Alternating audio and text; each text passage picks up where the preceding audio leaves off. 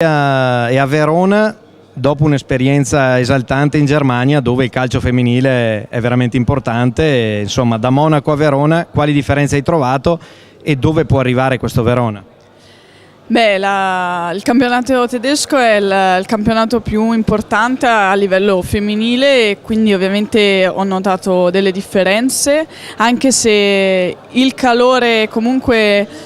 le sensazioni e la voglia qua nella città veronese sono veramente alte e speriamo noi, prima di tutto noi ragazze, di fare bene senza porci limiti, poi vedremo ora con l'inizio del campionato.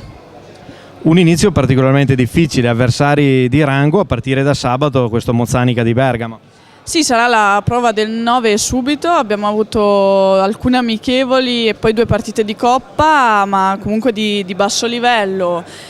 E adesso non vediamo l'ora di iniziare, abbiamo 3 partite subito toste e da lì vedremo veramente dove potremo arrivare a fine stagione.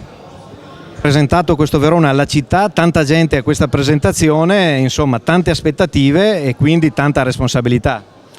Certamente alle responsabilità comunque ci siamo abituati, cercheremo di ripagare questo pubblico che c'era oggi, cercheremo di portarne molto di più allo stadio, ora dipende solo da noi, dalle nostre prestazioni, dai nostri risultati. Un inizio particolarmente duro, insomma la squadra è già rodata, insomma 1 mese e mezzo di preparazione c'è nelle gambe, però magari qualcosina c'è ancora da mettere a posto. Certamente l'inizio è durissimo, però prima o dopo bisogna trovarle tutte, per cui direi che non cambia niente alla fine. Purtroppo non abbiamo tante partite nelle gambe, anche perché abbiamo avuto degli incontri che non ci hanno impegnato più di tanto, per cui non sappiamo veramente a che punto siamo.